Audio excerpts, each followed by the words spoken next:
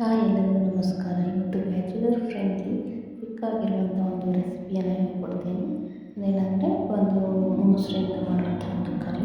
ಅದಕ್ಕೆ ಫಸ್ಟ್ ಒಗ್ಗರಣೆ ಹಾಕೋಬೇಕು. ಸಾಸಿವೆ, ಜೀರಿಗೆ, ಕರಿಬೇವಿನ ಸೊಪ್ಪು ಮತ್ತು ಅದಕ್ಕೆ ಬೆಳ್ಳುಳ್ಳಿ ಹಾಕ್ಕೊಂಡು ಒಗ್ಗರಣೆ ಮಾಡ್ಕೋಬೇಕು. ಅದಾದ ನಂತರ ನಮಗೆ ಏನು ಇಷ್ಟನೋ ಆ ಎಲ್ಲ ತರಕಾರಿಗಳನ್ನು ಹಾಕಬೇಕು. ನಾನು ಈರುಳ್ಳಿ ಮತ್ತು ಟೊಮೆಟೊ ಆ್ಯಂಡ್ ಸ್ವಲ್ಪ ಬೀನ್ಸ್ ಹಾಗೂ ತುರಿದಂಥ ಕ್ಯಾರೆಟನ್ನು ಹಾಕ್ತಾಯಿದ್ದೇನೆ.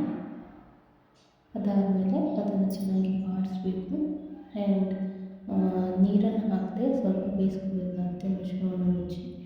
ಅದಾದಮೇಲೆ ಒಂದು ಪೇಸ್ಟನ್ನು ರೆಡಿ ಮಾಡ್ಕೊಂಡಿದ್ದೀನಿ. ಅದು ಮೊಸರಿಗೆ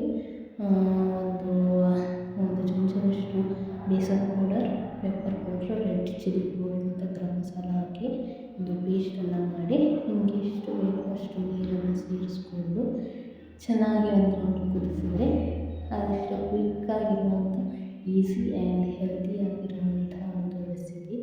ಇದು ಬ್ಯಾಚುಲರ್ಸ್ಗಳಿಗೆಲ್ಲ ತುಂಬ ಒಳ್ಳೆಯದಾದಂಥ ರೆಸಿಪಿ ಆಗಿರುತ್ತೆ. ಸೊ ಕೂಲಿಂಗ್ ಎಫೆಕ್ಟ್ ಕೂಡ ಕೊಡುತ್ತೆ ಬಾಡಿಗೆ. ಯಾವುದೇ ರೀತಿಯ ಸೈಡ್ ಎಫೆಕ್ಟ್ ಇಲ್ಲದೆ ಯಾವುದೇ